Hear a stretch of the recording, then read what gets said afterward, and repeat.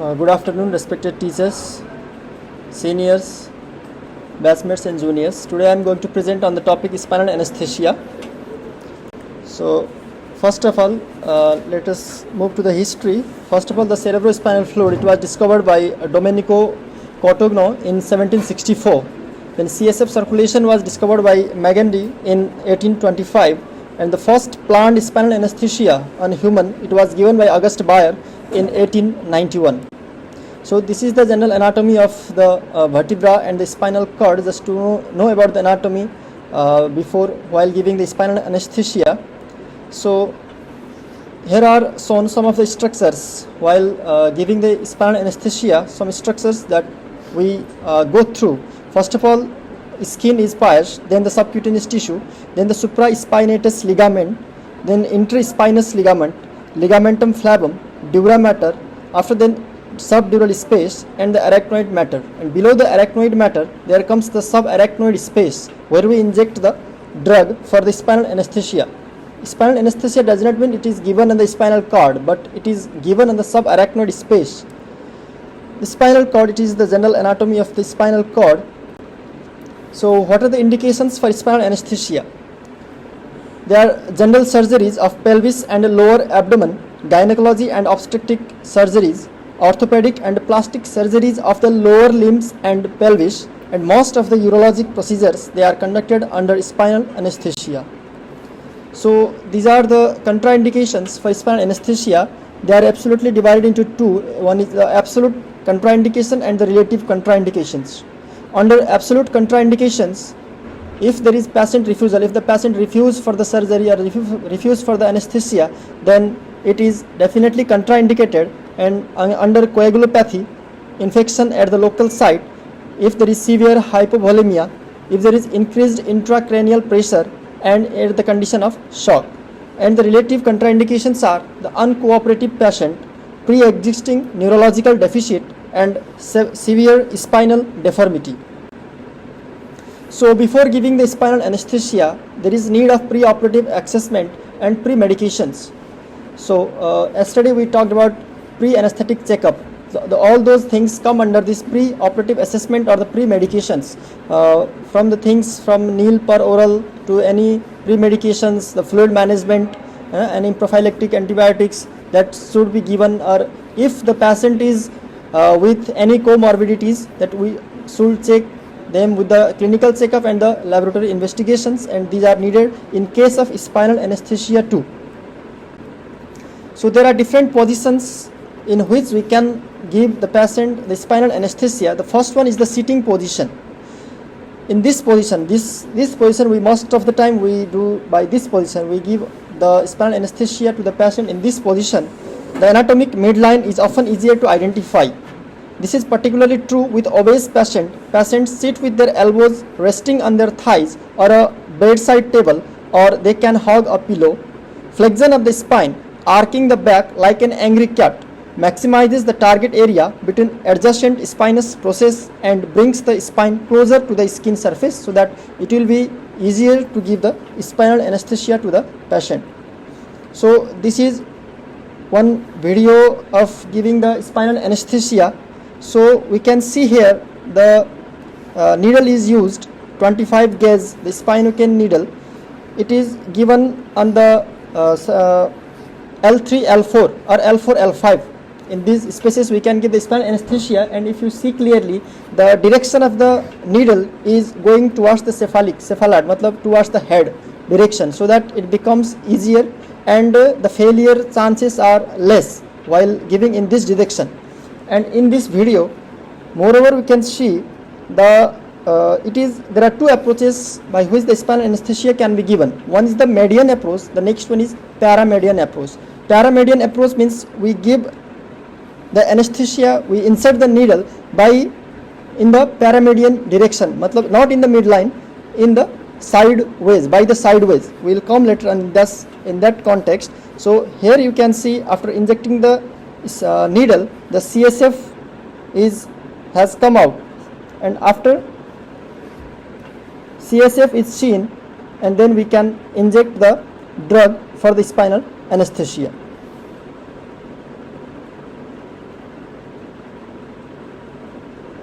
So in this case, if the needle is broken, there is one of the complication of the spinal anesthesia. If needle is broken while giving the spinal anesthesia, if we can remove it from the position, then we should remove at once. But if we cannot remove, then we should consult with the neurosurgeon. We should call for the neurosurgeon for its removal. So the other position is the lateral decubitus position. This position is preferred by many clinicians for neuraxial blocks. The neuraxial blocks and the spinal blocks is the same. The patients lie on their side with their knees flexed and pulled high against the abdomen or chest, assuming a fetal position. Likewise, the fetal sits on the womb of mother, like in that position. An assistant can help the patient assume and hold this position.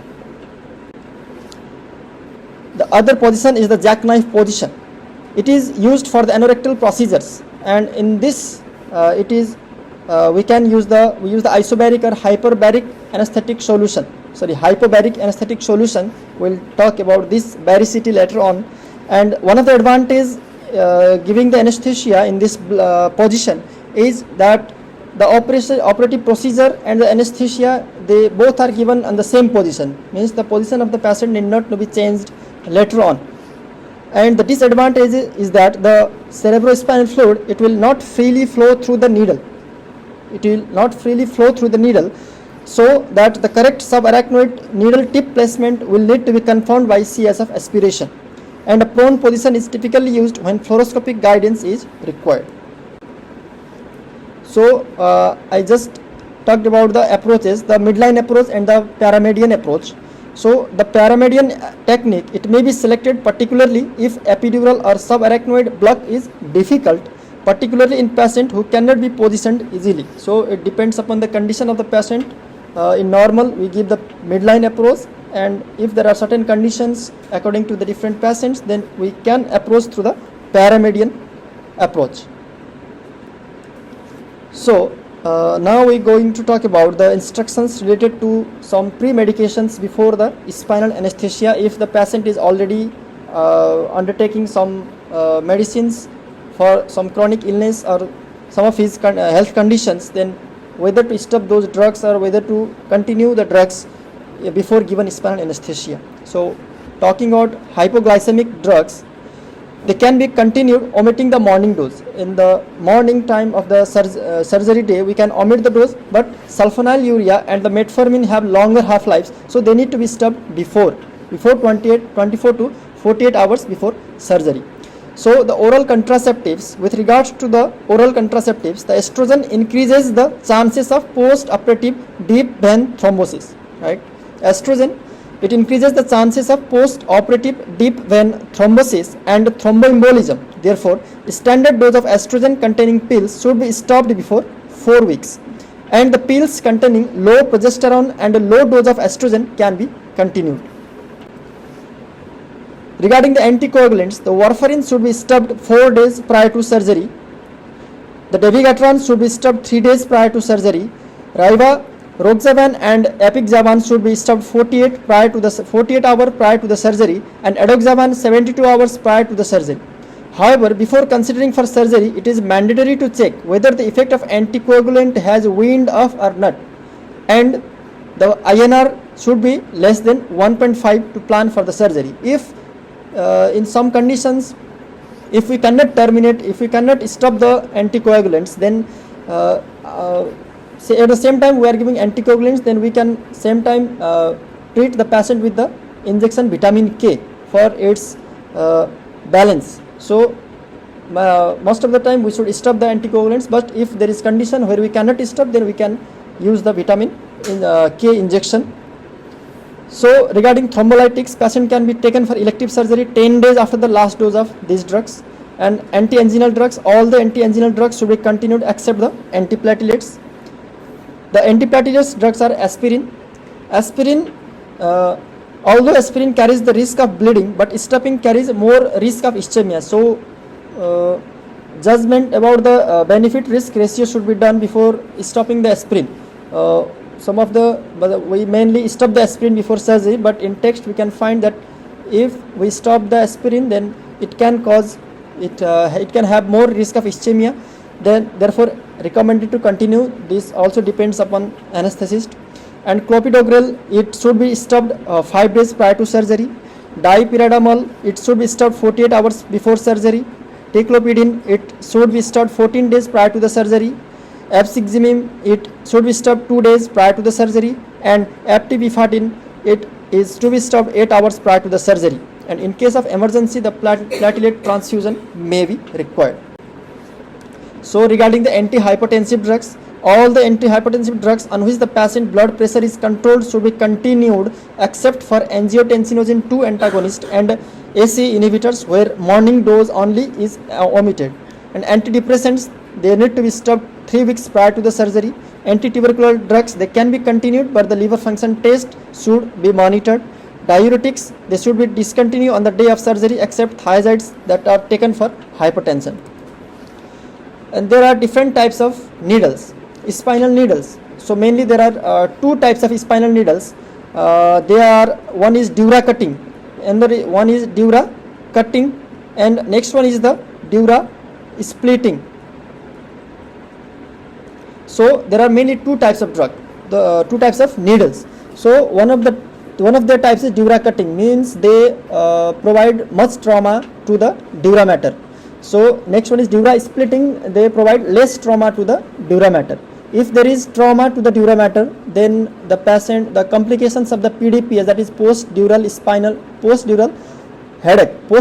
headache, it is also called, the complications may be present if there is more damage to the dura mater. Through the hole that is made in the dura mater, the CSF will be leaked and there will be decrease in the intracranial pressure, which will ultimately results in the headache after the post-spinal status. So Quink needle, it falls under the dura cutting needle. There are other 2 also. There is Greeny needle, there is Pitkin needle. They all come under the dura cutting needles. And the dura splitting needles, they are the white care needles or sport needle. And mainly we use the spinocane needle, that is the Quink needle, that is the dura cutting needle, because there is the dura cutting needles, they are cheaper than the dura splitting needles, right? The dura cutting needles, they are cheaper than the dura splitting needles.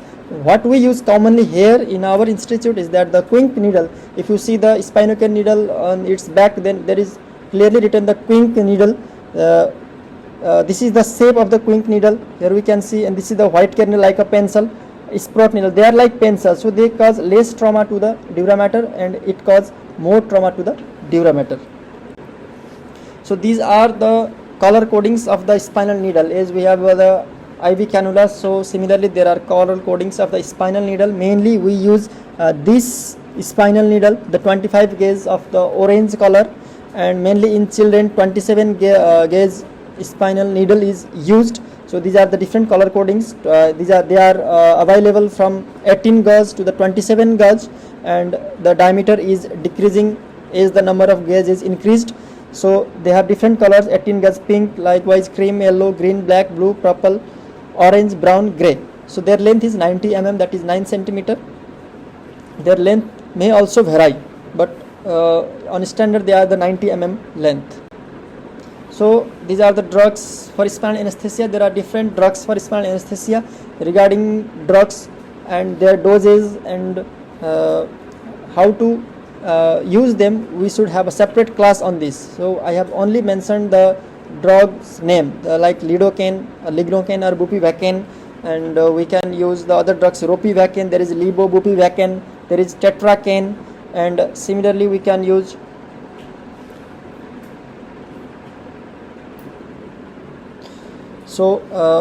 lignocaine, bupivacaine, ropivacaine, there are the levobupivacaine, tetracaine, chloroprocaine. These are the drugs that we can use for spinal anesthesia. Mostly, actually, bupivacaine is to be preferred.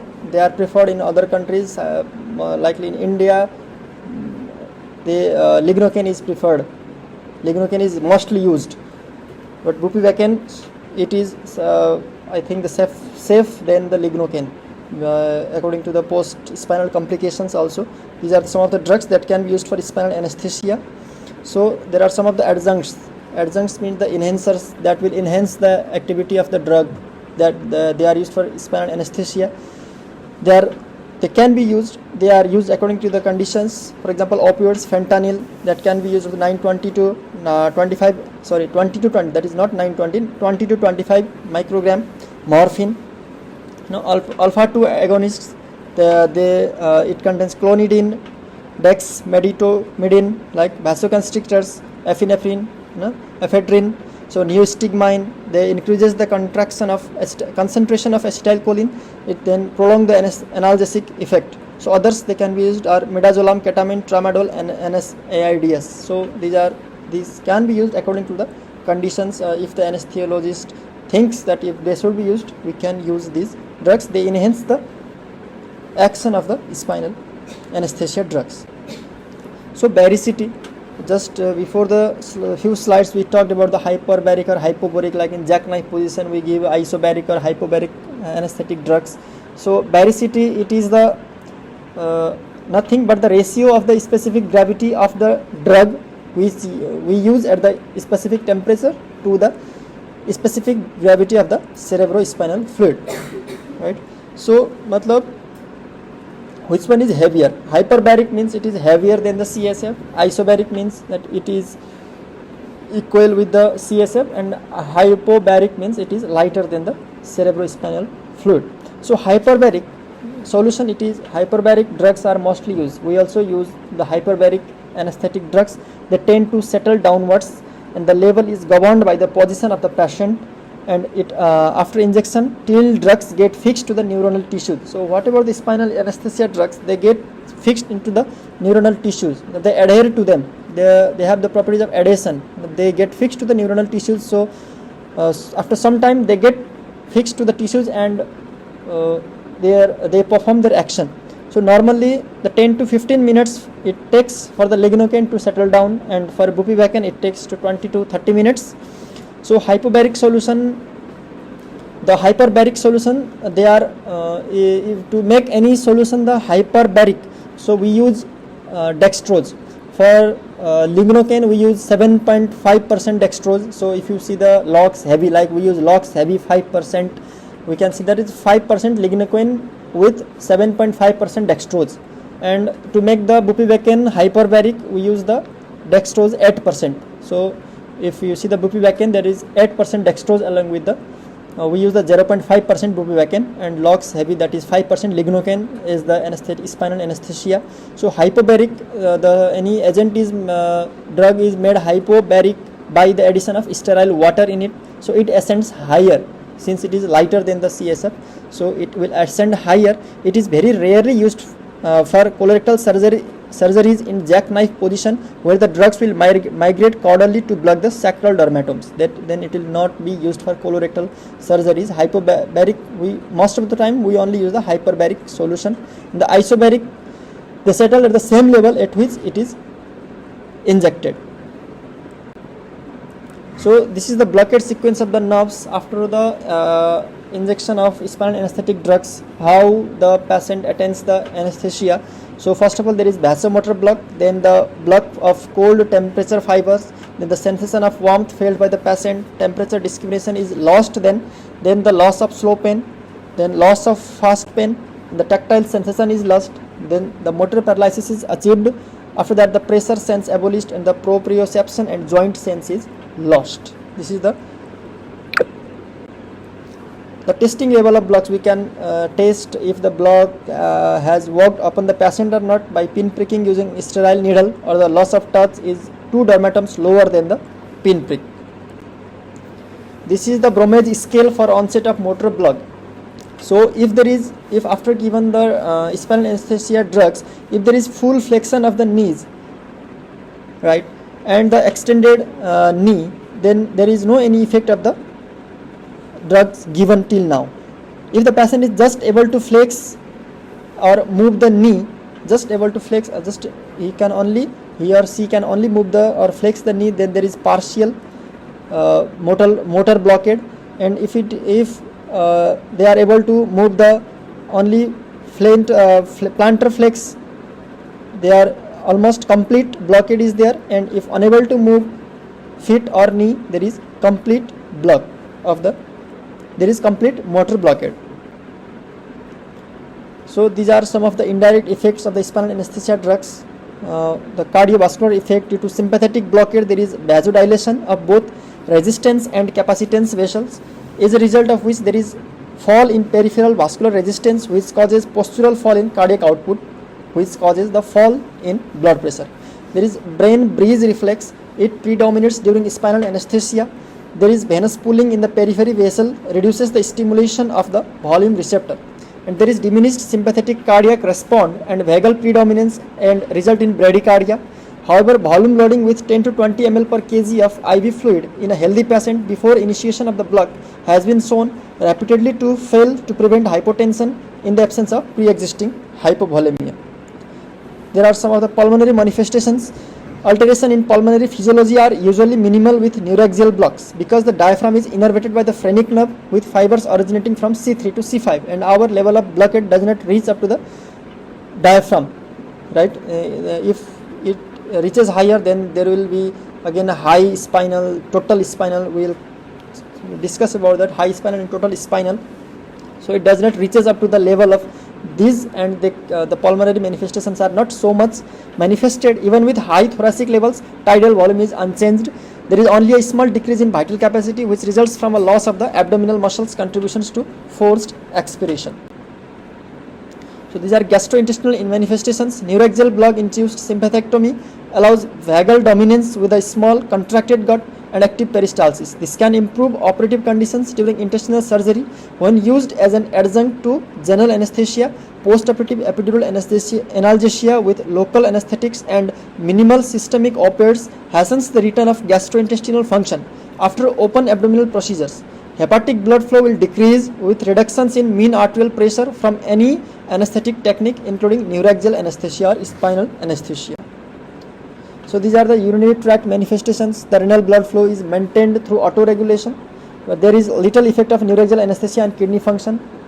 At the lumbar and sacral levels, it blocks both sympathetic and parasympathetic control of the bladder function.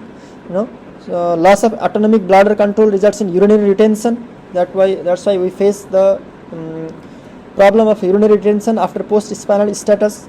If no urinary catheter is placed perioperatively, it is prudent to use the regional anesthetic of shortest duration sufficient for the surgical procedure and to administer the minimal safe volume of IV fluid. Patients with urinary retention should be checked for bladder distension after spinal anesthesia. So now we are going to talk about the complications associated with spinal anesthesia. Mainly they are divided into two.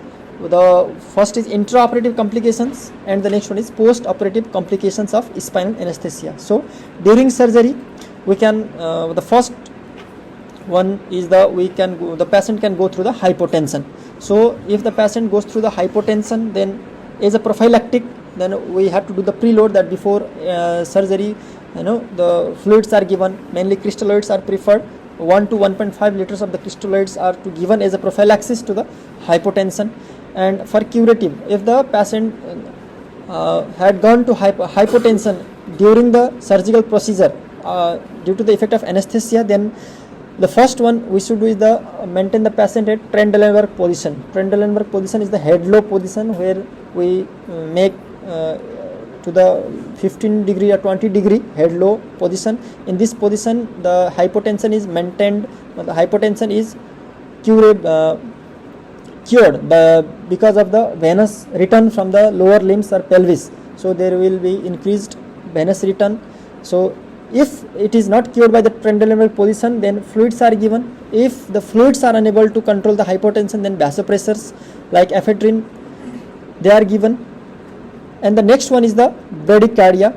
If there is bradycardia, if there is fall in the heart rate, then we can give atropine. If there is dyspnea, we should go with the oxygenation. If there is a high spinal or total spinal, if the level of blockade had reached up to the intercostal levels, then oxygen can be done and we can assure the patient. But if it has reached up to the diaphragm and total spinal, that means it has reached to the cranial nerves, then intubation must be done. And in case of apnea or respiratory paralysis, it is caused usually because of hypotension. Then for this we have to treat the hypotension and maintain the positive pressure ventilation. And if because of high or total spinal anesthesia, then the intubation must be done. In case of nausea and vomiting, because of hypotension, it causes central hypoxia, which causes nausea and vomiting. So we should treat the hypotension again first, and the oxygenation should be done. If it is not relieved by the above procedures, then we should go for antiemetic drugs. So the next one may be the difficulty in phonation. Then if it is present, then if it is due to the high spinal extending up to the cervical level, the intermittent positive pressure ventilation should be given. There can be shivering in half of the patients under spinal anesthesia. If there is shivering, we have to give the oxygenation, because the oxygen consumption is used more during shivering, and warm air should be provided to the patient, or covering the patients with warm clothes or blankets. And anti-shivering drugs, the drug of choice for anti-shivering is the pethidine followed by tramadol. It should be given if it is not relieved by the oxygenation, warm air, or covering of the patient. And if there is restlessness, anxiety and apprehension, hypoxia should be ruled out, otherwise sedatives should be given. If there is local anesthetic toxicity, it happens due to IV injection. So we have to give the symptomatic treatment. If convulsions is present, then diazepam should be given, oxygenation, and we have to manage the cardiac arrhythmia. If there is cardiac arrest, it can be due to severe hypotension, severe bradycardia preceding to asystole. In case of total or very high spinal or local anesthetic toxicity or anaphylaxis, in this case the cardiopulmonary resuscitation should be done. So these are again the intraoperative complications of spinal anesthesia, like broken needle. We have already discussed about it. If we can remove at once, then we should remove, but if it is not possible, then we should consult with the neurosurgeon. If there is pain during injection, it can be decreased by the infiltration of local anesthesia around the injection site before giving spinal anesthesia. If there is bloody tap, if the blood has come out, sometimes we can puncture the epidural veins. They come over before the dura mater, then there can be bloody tap. Then due to puncture of epidural vein, the needle is withdrawn and can be reinserted at the site. So these are the post-operative complications of the spinal anesthesia. The first one is urinary retention. It occurs in 1/3 of the patients under spinal anesthesia. It is due to blockade of the sacral parasympathetics, as we have already talked about earlier, and catheterization may be required. The neurological complications, there are number of neurological complications. So regarding neurological complications, we require another class to talk in detail about these neurological complications, because these are much of importance, like post-spinal headache, like PDPS, post-dural puncture headache, paralysis of the cranial nerves, meningitis, TNS, transient neurological symptom, cauda equina syndrome, neuropathies, paraplegia, anterior spinal artery syndrome, intracranial complications. So if we get next class, then we should discuss in detail about these neurological complications and about the spinal drugs, their doses. There is a separate there can be a separate topic regarding mathematics of anesthesia, like how to calculate doses or any the drugs that are used during anesthesia. So spinal anesthesia, it also can be used in children. It is given in L4, L5 due to more CSF volume. The CSF volume has effect on the level of blockade of anesthesia. If there is more volume, there is less need of the anesthesia. If there is less volume, there is more need of the anesthesia. Use of narcotics is contraindicated in children, and the chances of systemic toxicity during anesthesia is higher in children. Thank you.